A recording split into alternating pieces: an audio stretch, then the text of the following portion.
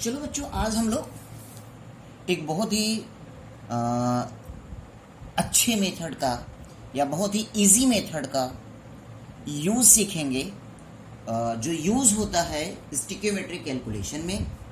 ठीक है, जैसे स्टिक्योमेट्रिक कैलकुलेशन में मैंने आपको एक मेथड बताया था, बैलेंसिंग मेथड। बैलेंस करके किसी भी रिएक्टेंट्स या प्रोडक्ट्स के अमाउंट्स को हम डिटरमाइन करते हैं। लेकिन अब हम आपको सिखाना चाहेंगे एक बहुत ही सिंपल मेथड जिसे हम कहते हैं प्रिंसिपल ऑफ एटम्स कंजर्वेशन। क्या कहते हैं? प्रिंसिपल ऑफ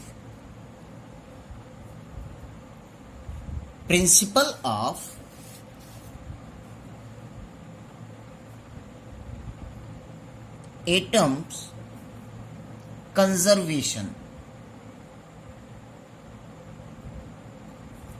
जिसे हम शॉर्ट फॉर्म में POAC कहते हैं। POAC। This method useful for those complicated chemical reaction which balancing be complicated, यानी कि उस केमिकल चेंज के लिए हम इनका यूज कर लेते हैं। ये हमारे लिए इजी मेथड होता है जिसका बैलेंसिंग जो होता है कॉम्प्लिकेटेड होगा। जैसे कि अभी आपको बैलेंसिंग नहीं पता है, बैलेंस करने में प्रॉब्लम होगी। एक ही मेथड मैंने आपको बताया था बैलेंसिंग का, ट्रायल एंड एरर मेथड। तो कोई कॉम्प्लेक्स रिएक्शन आ गया, कोई कॉम्प्लिकेटेड रिएक्शन आ गया, तो उसको सॉल्व करने के लिए हम इस मेथड का यूज करते हैं। जैसे यहां पर टर्म कंजर्वेशन है। जैसे आप जानते हो कि किसी भी केमिकल चेंज में लॉ ऑफ मास कंजर्वेशन होता है। मैंने केमिकल कॉम्बिनेशन लॉज में लॉ ऑफ मास कंजर्वेशन बताए थे। तो जब किसी केमिकल चेंज में मास कंजर्व होता है, इसका मतलब क्या हो गया कि वहां पर उनके मोल्स भी कंजर्व होंगे। क्योंकि आप एक चीज जानते हो कि मोल्स क्या होता है, मास डिवाइडेड बाय मोलर मास। और किसी सब्सटेंस का मोलर मास क्या होता है, वो फिक्स्ड होता है। किसी एक सब्सटेंस का मोलर मास क्या होता है, कांस्टेंट होता है। तो हम ये कह सकते हैं कि if in chemical change mass will be conserved, then we can also say that moles number be also same, यानी मोल्स भी सेम होगा। क्लियर? और जब नंबर ऑफ मोल्स सेम हो जाएंगे तो हम ये भी कह देंगे कि एक एलिमेंट का नंबर ऑफ एटम्स भी कंजर्व होगा। क्यों? क्योंकि मैंने आपको बताया कि नंबर ऑफ मोल जो होता है नंबर ऑफ पार्टिकल्स पर भी डिपेंड करता है। मैंने नंबर ऑफ मोल्स को डिटरमाइन करने के लिए आपको बताया, एक मास बाय मोलर मास, दूसरा number of particles divided by Avogadro number, तीसरा हमने बताया था volume at STP divided by molar volume, जिसको आप 22.4 लीटर बोलते हो। ऐसा कुछ मैंने आपको बताया है। It means we can say that अगर नंबर ऑफ मोल्स कंजर्व हो गया तो नंबर ऑफ एटम्स भी कंजर्व होगा। क्लियर? यानी आप सबसे पहले आप जानोगे this principle is the basis of mole concept, यानी based on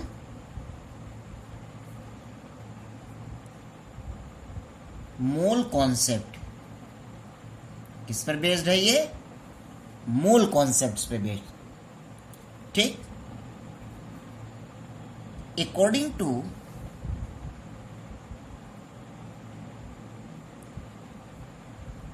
law of mass conservation,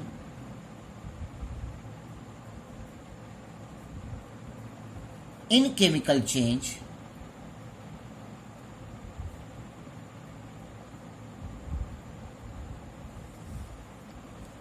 the moles are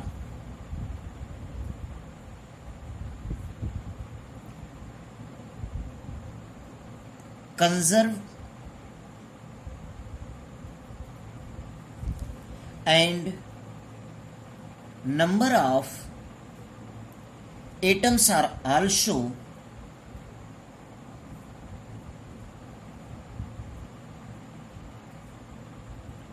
conserved. Clear? ठीक। यानी according to law of mass conservation we can say that mass of reactant is equal to mass of products ही हम बोलते हैं।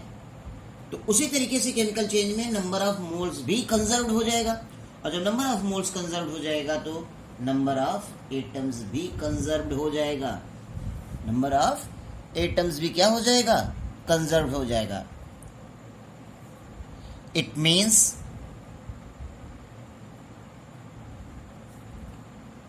During a chemical change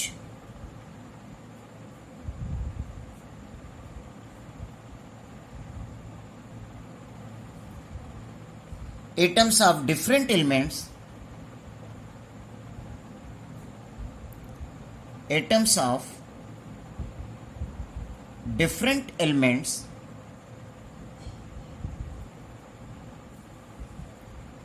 are neither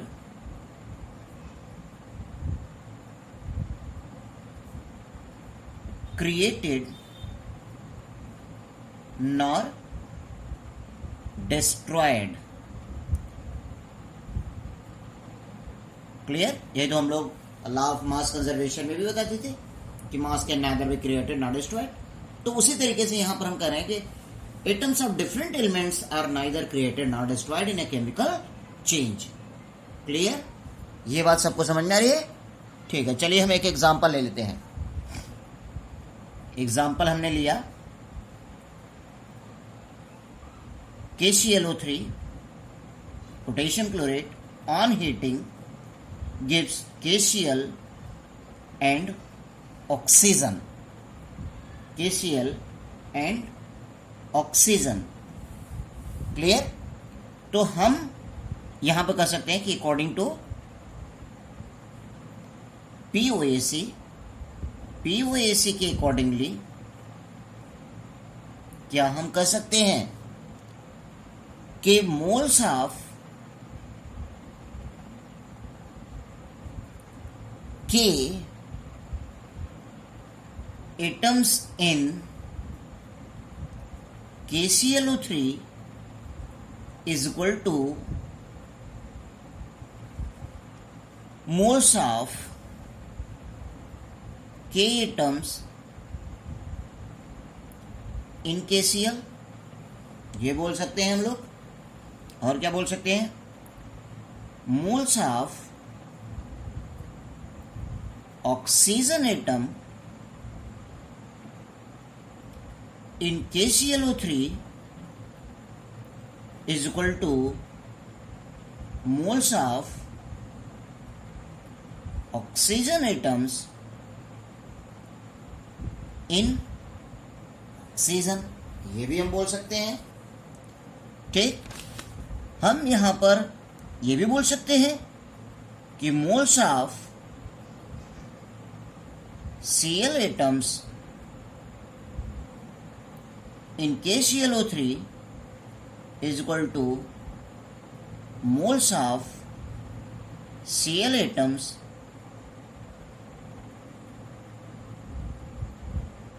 in KCl। यानी ये तीनों point हम अकॉर्डिंग टू POAC यूज कर सकते हैं कि moles of an element, moles of atoms of an element in reactant side is equal to moles of same element atoms in product side. Clear? ऐसा कुछ हम लोग बोल सकते हैं। क्लियर? ये बात ध्यान दीजिएगा, है ना? यानी यहां पर ये पॉइंट्स को आपको जानना होगा कि POAC क्या कर रहा है। नंबर ऑफ एटम्स को कंजर्व कर रहा है, एटम्स को कंजर्व कर रहा है, इसका मतलब कि किसी भी एलिमेंट के, किसी भी एलिमेंट्स के number of moles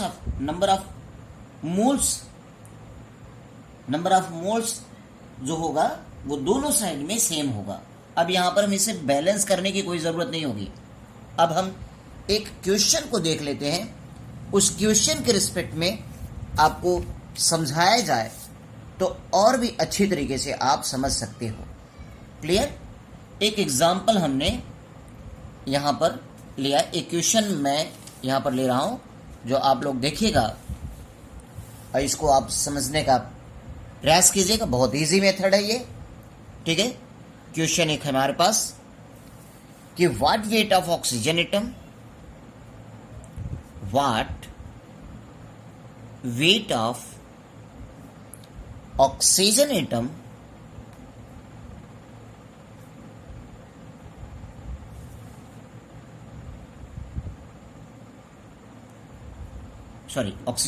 oxygen will react with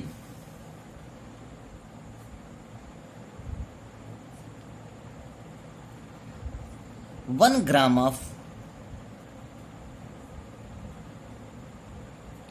calcium. Clear?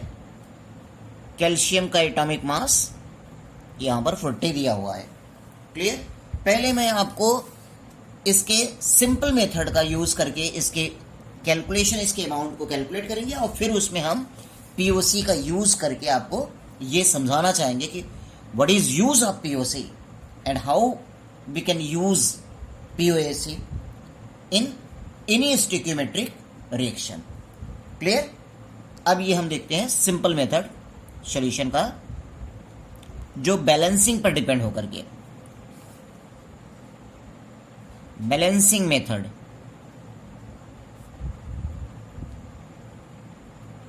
तो बैलेंसिंग मेथड में हमें इसके रिएक्शन की बैलेंस करना जानना होगा।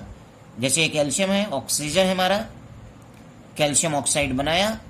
अब यहाँ पर 2 ऑक्सीजन है तो यहाँ पर 2 करने के लिए यहाँ पर 2 का मल्टीप्लाई, कैल्शियम 2 हो गया, 2 का यहाँ पर मल्टीप्लाई, यानी ये ट्रायल एंड एरर मेथड से एक बैलेंसिंग मेथड हुआ आपका, जो कि कैल्शियम का ऑक्सीजन से रिएक्ट करके कैल्शियम ऑक्साइड का फॉर्मेशन कर रहा है। क्लियर? अब इस इक्वेशन के अकॉर्डिंगली इसको हम सॉल्व करते हैं। इसके अकॉर्डिंगली कि 2 moles of calcium, 1 moles of oxygen give 2 moles of calcium oxide. यही है ना? अब इसके रिस्पेक्ट से इसके अमाउंट को आपसे क्वेश्चन पूछा गया है, यानी कैल्शियम के रिस्पेक्ट से ऑक्सीजन के अमाउंट को पूछा गया है। तो according to equation, hence 2 moles of calcium react with 1 mole of oxygen, यानी 2 मोल। क्लियर? अब ये 2 मोल को हम मॉलिक्यूलर मास के फॉर्म में, इसको हम ऐसे लिख दें कि 2 into 40 gram calcium react with 32 gram oxygen. भाई मोल्स को मैंने ग्राम मास में, क्योंकि इन क्वेश्चन ग्राम मास दिया है, तो 1 gram react with 32 divided by 80 gram. Clear?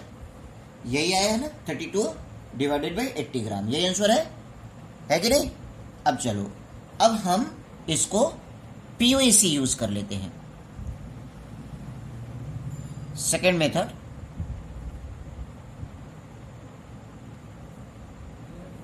ठीक है, अकॉर्डिंग टू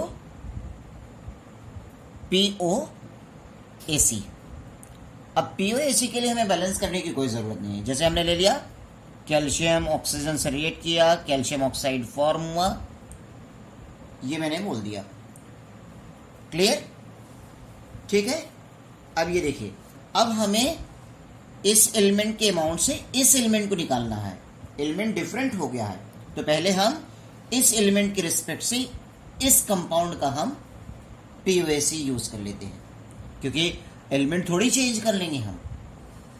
अब ये देखिए, इस इक्वेशन के अकॉर्डिंगली हम ये क्या कर सकते हैं, अकॉर्डिंग टू पीओसी हम यहां पर बोल सकते हैं, क्या बोल सकते हैं, moles of calcium, moles of calcium in reactant is equal to moles of calcium in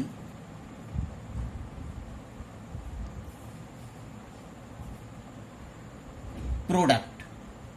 अब ये प्रोडक्ट में कैल्शियम कहाँ है? कैल्शियम ऑक्साइड में। कहाँ है? कैल्शियम ऑक्साइड में है। क्लियर? तो देखिए, अब moles of calcium reactant side में, तो कैल्शियम का अमाउंट तो गिवन है आपको, गिवन है। तो अब यहां पर हम क्या लिख सकते हैं?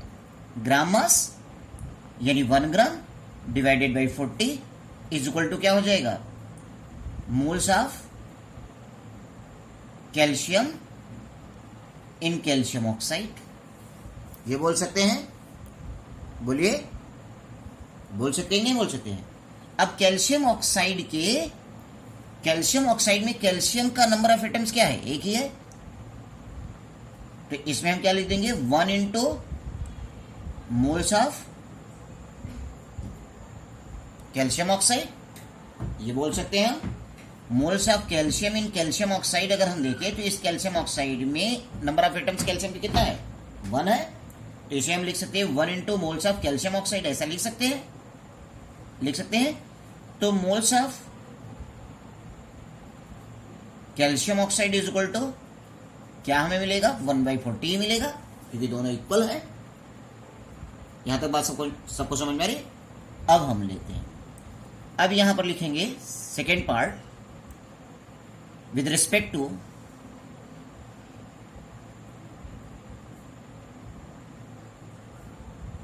ऑक्सीजन। तो हम ये क्या कहेंगे? Moles of oxygen in calcium oxide is equal to moles of oxygen in O2 molecule. ये हम कह सकते हैं moles of oxygen in calcium oxide, moles of oxygen in oxygen molecule. भाई रिएक्टेंट साइड में O2 ये है। तो अब इसको हम क्या लिख सकते हैं? ऑक्सीजन एटम यहां पर क्या है? 2 है। तो इसे हम क्या लिख सकते हैं? 2 इंटू मोल्स ऑफ O2 लिख सकते हैं। यानी O2 जो है यहां पर आपका, इस O2 में आप देखिए कि इस O2 में ऑक्सीजन एटम कितने हैं? 2 हैं। तो इंटू क्या हो जाएगा? 2 into moles of oxygen atom. यही बोलोगे आप, calcium oxide, sorry, moles of oxygen in calcium oxide. तो कैल्शियम ऑक्साइड में CaO में क्या है? एक ही ऑक्सीजन है ना, तो वही हो जाएगा। और 1 into moles of calcium oxide ऐसे लिख दोगे आप। भाई यहां एक ही एटम है, यहां पर 2 एटम है, तो 2 इंटू मोल्स ऑफ ऑक्सीजन हो जाएगा। अब इसके प्लेस पर आप ये लिख सकते हो 1 into 140, 2 into moles of oxygen, ऐसे लिख सकते हो। अब मोल्स ऑफ ऑक्सीजन के लिए आप क्या लिख सकते हो? वेट ऑफ ऑक्सीजन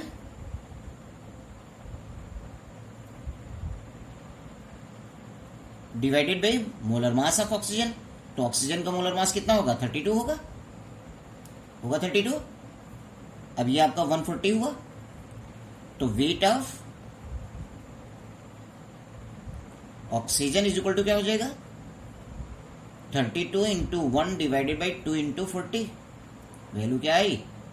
32/80 आया कि नहीं आया? आया? वही आंसर आ रहा है कि नहीं आ रहा? सेम आंसर आ रहा है ना? हाँ, ये बड़ा मिल रहा है आपको, ये आपको लॉन्ग मेथड यूज हो रहा है, लॉन्ग मेथड आपको लग रहा है, लेकिन उस स्टिकियोमेट्रिक कैलकुलेशन को करने में आपको आसानी मिलेगी, जिसके बैलेंसिंग में आपको कॉम्प्लिकेशन मिलेगा, जिसका बैलेंस करने में क्या होगा? आपको टाइम लगेगा।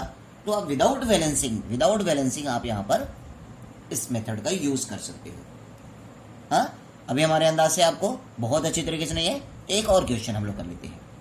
क्लियर? फिर से एक बार इसको रिवाइज करते हैं पीओसी को, फिर उसके बाद हम दूसरे क्वेश्चन करते हैं। जैसे सेकंड मेथड मैंने अकॉर्डिंग टू पीओसी किया, इस इक्वेशन में कैल्शियम O2 से रिएक्ट किया, कैल्शियम ऑक्साइड बनाया। तो अब हमें इसके रिस्पेक्ट से इसको लेना है। तो हम ये बोल तो सकते नहीं कि moles of calcium is equal to moles of oxygen, क्योंकि एलिमेंट से एलिमेंट को रेस्पेक्टिव बनाना पड़ेगा ना मुझे। तो हमें ये ध्यान देना पड़ेगा पीओएसी का यूज हम उन्हीं रिएक्टेंट और उन्हीं प्रोडक्ट को रिस्पेक्ट में कर सकते हैं कि जिसमें रिएक्टेंट में भी वो एलिमेंट हो और उसके प्रोडक्ट में भी वो एलिमेंट हो। ये ध्यान दीजिएगा, हम रिस्पेक्ट उन्हीं से बनाएंगे, रिस्पेक्टिव हम पीओसी उन्हीं से लगाएंगे जिसमें रिएक्टेंट के साइड में भी वो एलिमेंट उस कंपाउंड में हो, उस सब्सटेंस में हो, और प्रोडक्ट के साइड में भी उस सब्सटेंस में हो।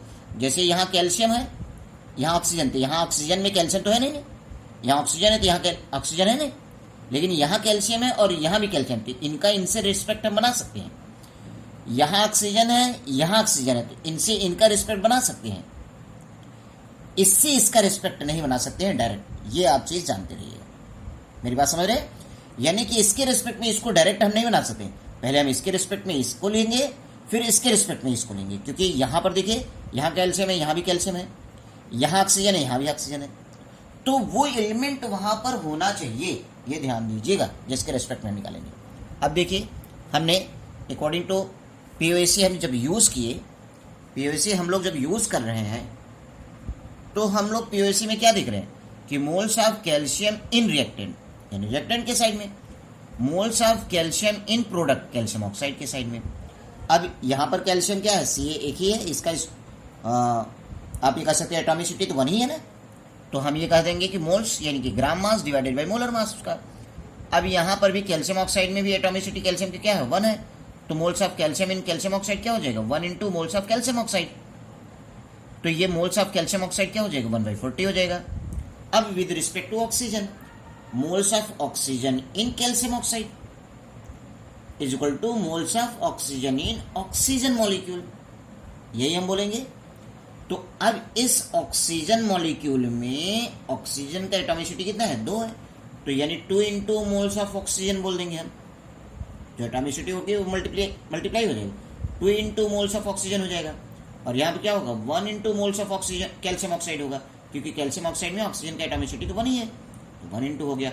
अब मोल्स ऑफ कैल्शियम ऑक्साइड क्या हो गया, 1/40 हमने यहाँ से ले लिया, 2 इंटू मोल्स ऑफ ऑक्सीजन।